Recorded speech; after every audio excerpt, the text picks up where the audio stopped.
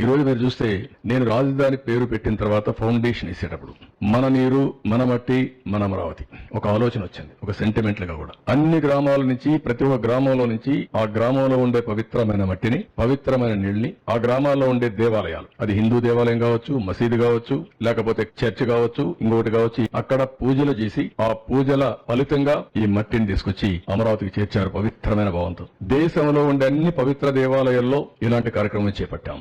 అన్ని ప్రార్థనాలయాల్లో పవిత్రమైన మట్టిని, పవిత్రమైన నీరుని పూజలు చేసి తీసుకొచ్చారు. ఆ ఆశీస్సులున్నాయి, ఆ మహిమే కాపాడిందని అనుకుంటున్నా. ఇంకో పక్కన మీరు ఒకసారి చూస్తే ప్రధానమంత్రి పార్లమెంటు సాక్షిగా యమునా నీటిని, పార్లమెంట్ యొక్క పవిత్రమైన మట్టిని తీసుకొచ్చి ఈ పార్లమెంటు అంటే ఈ మట్టిని మీరు ఒక ఇది అని చెప్తూ పార్లమెంటు పూర్తిగా సహకారం ఉంటుంది అమరావతికి, చట్టాలను చేసి దేశానికే చట్టాలు నిర్మించే పార్లమెంటు కూడా మీకు అండగా ఉంటుందని ప్రధానమంత్రి గారు చెప్పడం, అదే మరిగా ఆ తర్వాత జరిగిన కార్యక్రమాలను మీరు చూస్తే ఆయనే ఫౌండేషన్ వేయడం, ఇది ఒక చరిత్ర.